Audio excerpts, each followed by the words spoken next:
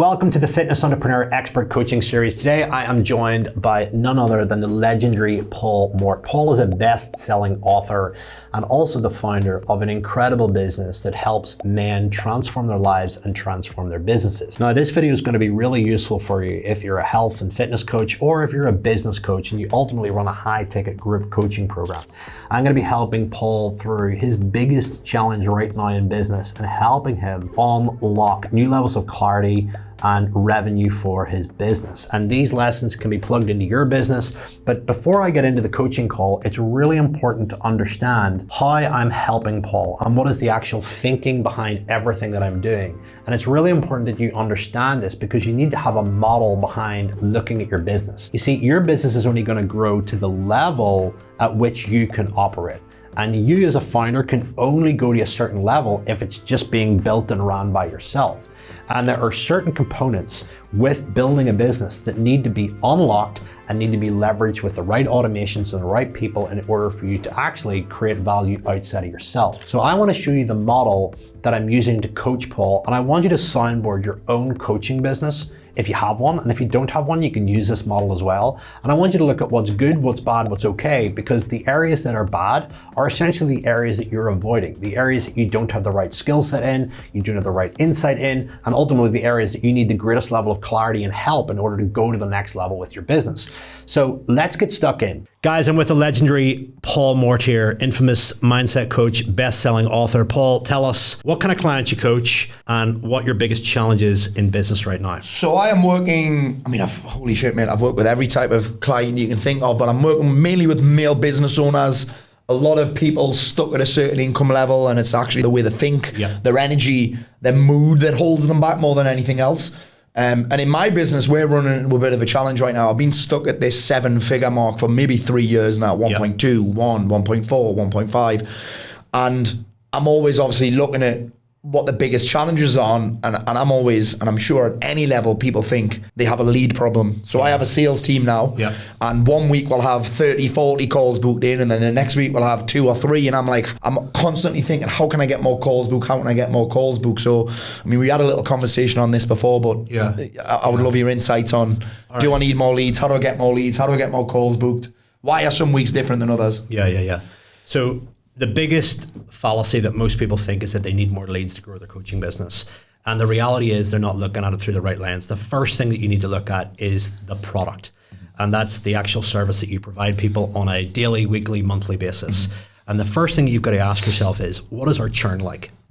When you look at churn is an indicator of how much value people get over a period of time. If you've got high churn, it means that people are coming in and people are leaving because they're not getting value. So if you want to make more money and continue to grow, the best way is to make those current customers more valuable. And you do that by making sure that you've got the deliverables in there to continually provide new value for them month on month and to stretch their future, right? Has to be world class. Has to be amazing, right? That's class. Bare basics. If you have a shit program, all more leads are going to realize is that it's a shit business, it's a shit product, and very quickly over time, they're going to talk.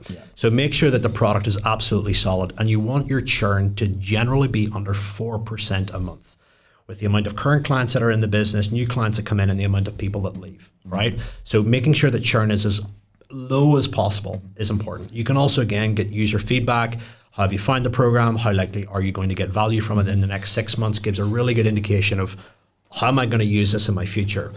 Once that is solid and that is confirmed as our churn's healthy, the product's good, I couldn't be doing anything more, the next thing that you have to actually ask yourself is, okay, all of the leads that I've currently got coming in, are the sales team, do they have the right belief? Do they have the right skill set? And do they have the right processes? So once you've addressed the fact that the product isn't the issue, you then got to look at your sales team and realize, okay, are these guys capable of closing in the leads that currently come? So if you get 40 leads into your calendar every single week and your sales team don't have a strong belief about what you do, i.e. they don't really know the product, they don't understand it, and they don't have the right skills. Or they don't believe in the product. Or they don't believe in the product because you haven't maybe trained them, mentored them, or shown them the insights of the program, then guess what's going to happen? They're not going to be able to convert a lot of those leads.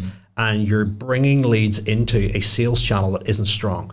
If they are really good quality salespeople, they will literally get as much juice out of the squeeze as possible. If they're not, you're not going to get much juice out. The other thing is to look at the process, i.e. what actually happens the very minute somebody books in for a call or enters the sales process.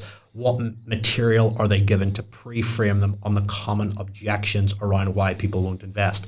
I won't have enough money, I won't have enough time, it's going to be too hard for me, it's not at my experience level. And as a result of that, they're likely not going to buy. So it's important in that sales process that you pre-frame and deal with objections before they get on the call. So back to product, is it strong? Is it solid? Yes. Is the sales team, have they got the right beliefs? Have they got the right skill sets? And is the process solid? 9 times out of 10, most people don't mentor their sales team. They don't review sales calls. And as a result, they just send leads to a sales guy who tries to close the deals and ends up not collecting much. Yes. So always make sure that that sales team is performing at its best. And sometimes when you first breach, like let's just say the first 7 figures, you might still be doing some of your own sales. And I tend to find that founders get very tired, get very fatigued of doing the sales calls whilst also trying to wear all the other hats in the business. Yes. And the problem with that is that you're actually now a bottleneck to the sales process because you're tired and you're fatigued, and you'll end up trying to literally just close things, rush things. You'll wish people would cancel, and that's a good indicator that you need to hire and Cancellation build a mentor dance, and build a sales team. Then the third thing is to actually look at the leads and look, right, are we happy with the volume of leads that are coming in right now? Well, if I increase my sales guy's performance from from 50% to 60 or 70%, that is a lot of additional lifetime value. So making sure that that is increased is paramount. So if he's performing at peak level, then to look at the leads and go, right, one, is my message, do I actually believe in what I'm saying? If you don't believe in what you're saying, if you have lost interest in your customers, if you've outgrown your customers, if you're tired of your market, chances are, your vibe attracts your tribe. You're not really going to be the beacon of hope that your market needs. So the first thing to always address is who is the messenger? Is it me? And have I lost interest? If you've lost interest, then it's going to be hard to create the signal that you're the best place to go to. The second one is the messaging. Is the message accurate with the problems that your market are experiencing? Do you truly understand those problems? And you find that as a market grows and evolves and as technology evolves, the needs and demands of that market change over time because they get access to more resources, more information, more tools, more software, and their needs and stuff change. So you have to actually ask yourself, with those needs and changes, there's always going to be new problems that arise. So you have to ask yourself, is my messaging aligned with the problems of my market? Is it up to date? Is it relevant? That's the question you should be asking yourself as a CEO. Am I the most relevant option for my market right now? I.e., am I talking directly to their problems? And I always say, don't focus on being the best, focus on being somebody's favorite, especially if you want to monetize your audience. A lot of people make the mistake of trying to be the best and they just go for this mass appeal. But the reality is likes and followers don't pay the bills, paying clients do. And the third thing is eyeballs. So your heart's still in it. If your messaging's aligned, there's a really good chance that you aren't being seen by the right people. And as a result of that, you have to pay to play. The fastest way to grow your audience is to find somebody who has access to the pain point that your market has and pay to get in front of their audience, ask for a shout out, ask for them to give you permission to share content. And whenever that content is seen and people are exposed to you, they begin to follow you. They naturally follow you on Instagram. They sign up to your email newsletter. They become a subscriber. And that is where the game of lead nurture happens. Lead nurture is more important than lead generation. Everybody wants the latest lead generation technique. A lead generation tech would be, I'm looking for 5 people. That's lead generation, but that only works on leads that are nurtured and leads that are ready. So you want people to see you. You want them to subscribe, follow, buy in and consume your content. So that builds equity in their mind. And then you lead generate them over time through your email list, through call to actions, and stuff like that.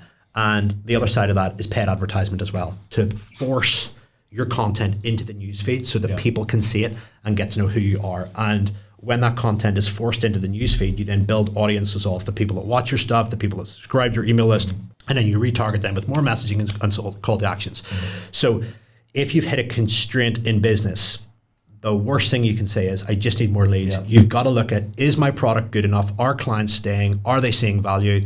Because imagine if you never lost a client ever again, how much more wealthier you would be. And the reason why clients leave are sometimes due to circumstances outside your control, but 90% of the time, it's inside your control. And inside any coaching program, your program should be designed to solve a problem but create another problem. So for example, look at the typical run of mindset. If I develop the confidence to go and start my business, if I develop the confidence to go and scale my business and I take action on it, I'm going to solve a problem because I'm taking action on the thing, but I'm also going to create a problem because it's going to bring a ton of new challenges and scenarios that I've never dealt with before. So it's almost like this infinity 8 loop where it's like solve a problem, create another problem, solve a problem, create another problem. Because as you keep climbing the ladder, the challenges, the mountain, the risk, the fear all gets higher.